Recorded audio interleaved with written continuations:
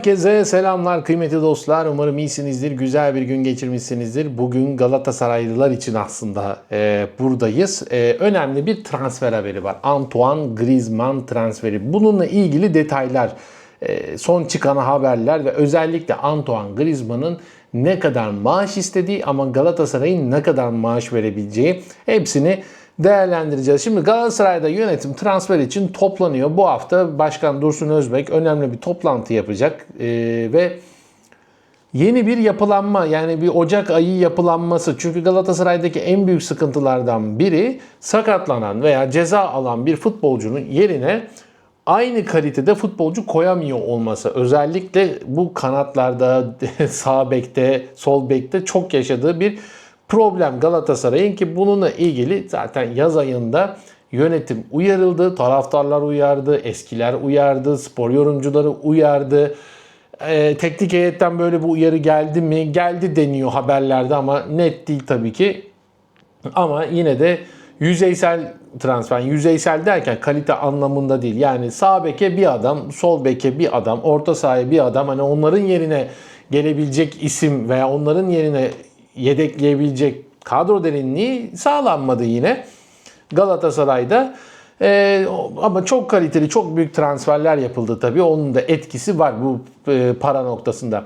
Şimdi Scout ekibi ve teknik direktör Okan Buruk'un katılacağı toplantıda devre arasının yol haritası netleştirilecek. Edinilen bilgiye göre Galatasaray kış transfer döneminde 4 oyuncuyu kadrosuna katmayı hedefliyor. Yönetimin planına göre bu futbolcuların içinde ciddi bütçe ayrılması gündemde. Transferde en büyük payı ise Antoine Griezmann alacak.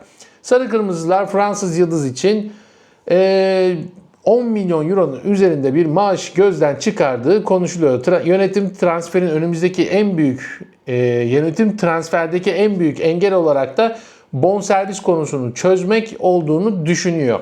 Griezmann hamlesiyle hem Süper Lig'de hem de Avrupa'da hedefleri doğrultusunda Galatasaray'ın vitrin transferi olarak değerlendiriyor. Tabii şöyle de bir şey var. Yani Şampiyonlar Ligi'nde bir üst tura çıkamadıktan sonra, çünkü kritik bir noktada Galatasaray Şampiyonlar Ligi'nde, yani bu Griezmann transferleri falan sadece Süper Lig için kalacak. Ama şu Griezmann transferi bir de şunu anlatıyor bize. Okan Buruk mutlaka çift forvet oynamak istiyor. Mutlaka. Üçlü defans, çift forvet. Çünkü Icardi ile onu sağlayamadı. Bir dönem yapıyordu Icardi'nin performansı bu durumda değilken, daha iyiyken, sakatlıktan önce yani. Şimdi onu Griezmann'la yapmak isteyecek. Peki Griezmann ne kadar maaş istiyor? İşte burada aslında Fanatik gazetesi yazarı Ömer Necati Albayrak, tabii ki bu videoyu izleyenler Fanatik'in YouTube kanalında o videoyu da izlesinler. Saygı göstermek gerekiyor. Güzel bir haber yapmışlar. Kaynak olarak da ben de buradan veriyorum.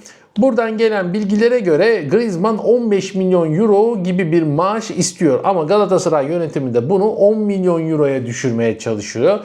En iyi ihtimalle şöyle söyleyeyim, Griezmann 12-13 milyon euro bandında bir maaşa belki okey diyebilir ama Galatasaray bu maaşı, yani Griezmann ve menajerinin söylediklerine göre istenilen bu 15 milyon euroluk maaşı 10 milyon euroya kadar düşürürse ekstra bonuslarla falan yine bir şekilde 15 milyon euro çıkacak Galatasaray'ın kasasından. Çünkü yani bir maaş istedikleri zaman genelde o maaşı alamasalar da bonuslarla o futbolcular o maaşları bir şekilde sene içerisinde topluyor. Bu arada şöyle bir detay daha var. Olympique Lyon da Griezmann'ın peşinde. Olympique Lyon da transfer etmek istiyor ama Avrupa'daki bu bahis şeyleri var. Bu transferle ilgili de bahis yapıp bir yüzdelik oran veriyorlar. %45 ihtimalle Galatasaray transferi bitirecek gibi görünüyor. %13 ihtimalle de Olympique Lyon transferi bitirecek gibi görünüyor. Yani Galatasaray'ın şansı çok daha yüksek olarak görünüyor Avrupa'da. Onu da söyleyeyim.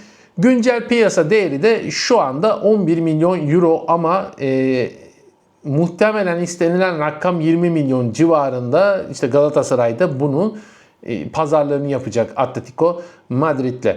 Atletico Madrid forması giyen Antoine Griezmann bu sezon 24 maça çıktı. 8 gol ve 1 asist üretti. Bu da son olarak istatistik olarak yansımış oldu. Hepinize teşekkür ediyorum. Galatasaraylılar tabii ki öncelikle sorum. Yani konu hakkında mutlaka yorumlarınızı yapın. Videoyu beğenmeyi unutmayın. Abone olmayı unutmayın. Bir sonraki videoda görüşmek üzere. Ben Oğuzhan Poyrazoğlu. Sağlıcakla kalın.